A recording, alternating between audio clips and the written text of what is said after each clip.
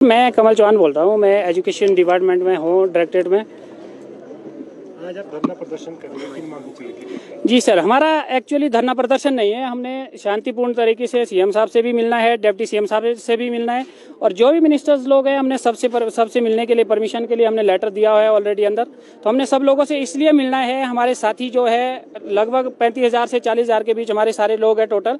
उसमें से कुछ लोगों की सैलरी 3,000 है, कुछ की 3500 है, कुछ की 4,000 भी है, और 6,000 7,000 से लेकर मैक्सिमम 20,000 तक सैलरी वाले लोग हमारे साथ अभी हम अवेलेबल है। लेकिन इसमें हम ये चाह रहे हैं कि इतनी इस महंगाई में अभी सीएम साहब ने बजट पास किया, उसमें सिर्फ हमारे लिए 25 रुपए की डिमांड कर दी कि 25 रुपए आउटसोर्स के बढ़ाए जाएंगे। तो इस महंगाई में 25 रुपए का मेरी समझ से परे है कि किस बेस पे ये 25 रुपए बढ़ते हैं, या किस बेस पे ये टोटल मिला के 700 रुपए जो ईयरली बढ़ गया है साल का।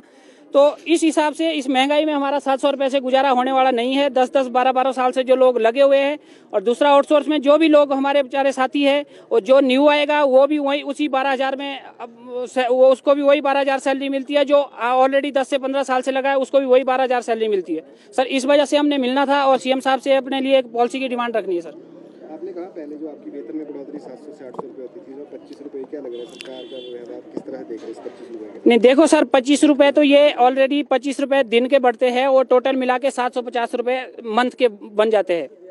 तो सर टोटल 750 रुपए मिलते मतलब बढ़ते हैं हर बजट में।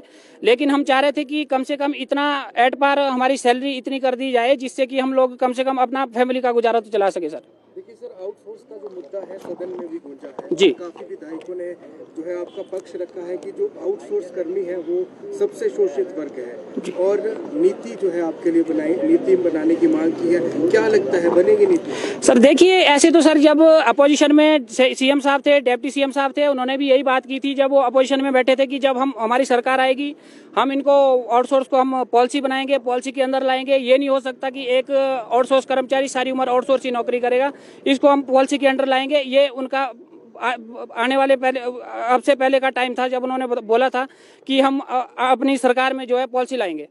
जो पॉलिसी बनाएगा उसको कैसे आप घर चलाते हैं, क्योंकि आप कह रहे हैं काफी कम आपकी सैलरी है, तो किस तरह से? जी सर, देखिए सर, ऐसा है, सैलरी सबकी कम है, जो भी है। किसी के फैमिली से कोई सपोर्ट है, मैक्सिमम लोगों का फैमिली से सपोर्ट है। सर 12,000 में शिमला है या किसी भी डिस्ट्रिक्ट में लोग जैसे हेडक्वार्टर में बैठे हैं तो 7 से 8,000 रुपए का हमारे को रूम मिलता है।